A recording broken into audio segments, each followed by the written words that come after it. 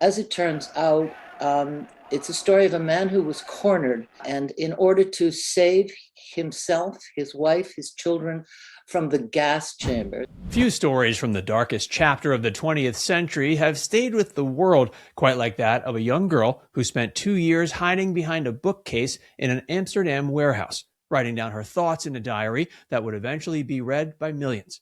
Anne Frank was 15 years old when she died in Bergen-Belsen concentration camp in 1945, and the diary she left behind became the most intimate and widely read first-hand account of Jewish life under Nazi occupation.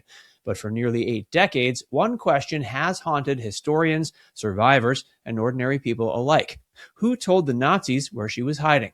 After more than 75 years of speculation, dead ends, and carefully kept secrets, a team of cold case investigators believes they finally have the answer to the question of who betrayed Anne Frank.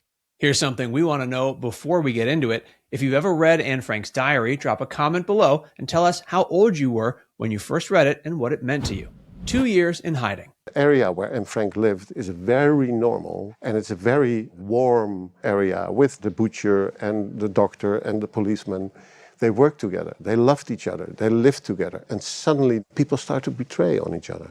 How could that happen? To understand the betrayal, you have to understand the hiding. In July of 1942, the Frank family went into hiding in a concealed annex behind a movable bookcase at 263 Prinsengracht in Amsterdam. They were joined by 4 others, making 8 people total living in secret, completely dependent on a small group of trusted helpers who brought them food and supplies.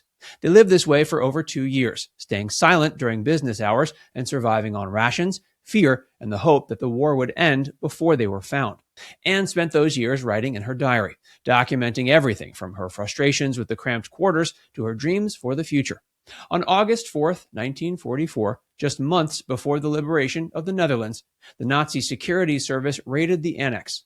All 8 people were arrested and deported to concentration camps. Anne and her sister Margot died of typhus at Bergen-Belsen in early 1945. Their mother had already died at Auschwitz. Only Otto Frank survived. The raid had clearly been the result of a tip. Someone had told the Nazis exactly where to look. The question of who made that call haunted Otto Frank for the rest of his life, and it haunted Dutch historians long after he was gone. For decades, suspicion fell on a warehouse worker named Willem van Maren, a known thief who crept around the buildings at odd hours, left objects on desk edges to detect nighttime movement, and asked questions about the sounds coming from the annex. He was investigated twice, in 1948, again in 1963, but nothing was ever proven. Anti-Nazi in his political leanings and hiding his own son from German work duty, Van Maren was ultimately ruled out by most serious investigators, though the whispers never fully went away. The cold case team. In the files, there's reference to a note that Otto Frank received that mentions this specific name? Remarkably so, yes. It's listed right there. In 2016, a team of more than 20 researchers, led by a Dutch filmmaker and a retired FBI agent named Vince Pankow, set out to crack the case using modern investigative techniques. Over the course of 6 years, they examined around 40 possible suspects. They used computer algorithms to map connections between individuals, something that would have taken human researchers thousands of hours to do manually. They dug through wartime archives, cross-referenced records, and followed threads that previous investigators had either missed or deliberately avoided. The team eventually zeroed in on a man named Arnold Vandenberg, a Jewish notary and prominent figure in Amsterdam's wartime Jewish Council. The Jewish Council was a body that the Nazis forced into existence to implement their policies within Jewish communities. It was a brutal arrangement that put Jewish leaders in an impossible position, forcing them to carry out orders that harmed their own people in exchange for some degree of protection for themselves and their families. When the council was disbanded in 1943, its members were largely sent to concentration camps. Vandenberg, however, was not. He remained in Amsterdam, living relatively openly at a time when that was nearly unthinkable for a Jewish man without some form of extraordinary protection. The anonymous note. The final suspect became the person who was named in an anonymous note sent to Otto Frank shortly after he got back from the camp, Auschwitz, in which a man called Vandenberg was identified as the betrayer. The most significant piece of evidence the team uncovered was an anonymous note. Shortly after Otto Frank returned from Auschwitz, someone sent him a handwritten note naming Arnold Vandenberg as the person who had betrayed the annex. The note suggested that Vandenberg had provided the Nazis with a list of addresses where Jews were hiding in exchange for his own family's safety. This was, the team concluded, the kind of transaction a cornered man might make when every other option had been stripped away. Otto Frank received that note and kept it secret. He never made it public. The cold case team found the note in the files of a previous investigator, and its existence raised an immediate question. Why had Frank stayed silent?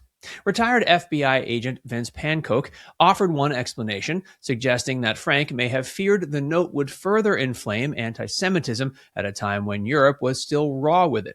There was also another reason, one rooted in something more personal. Frank was reportedly not willing to destroy the lives of the betrayer's children for the sins of their father. That instinct towards mercy, complicated as it is, appears to have shaped how the story was told for generations. What Otto Frank may have known.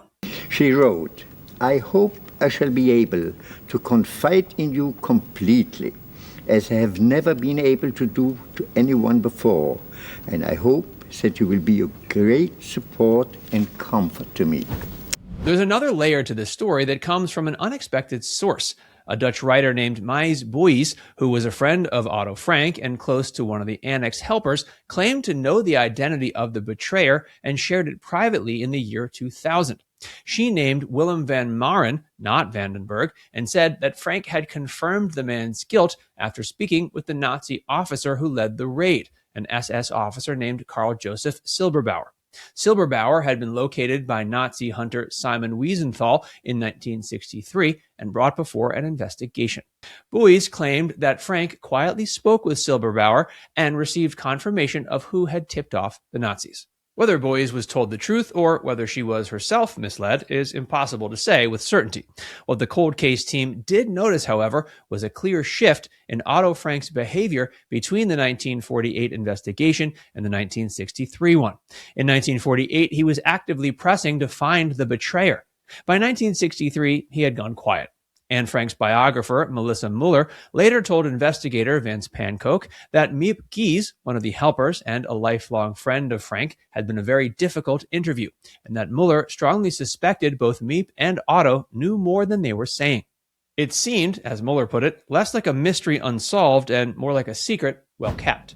Controversy and skepticism. I just want to get this straight. You're talking to the son of an investigator. He says, yeah, 50 years ago, my dad looked into this, and I might have some material. Yeah, we were lucky. You've held the metaphorical smoking gun in your hand before in the FBI. You're handling this anonymous note. Does it feel like a smoking gun? Not a smoking gun, but it feels like a warm gun with the evidence of the bullets sitting nearby. Not everyone accepted the cold case team's finding about Vandenberg. Dutch academics pushed back hard. Bart van der Boom from the University of Leiden called the conclusions defamatory nonsense.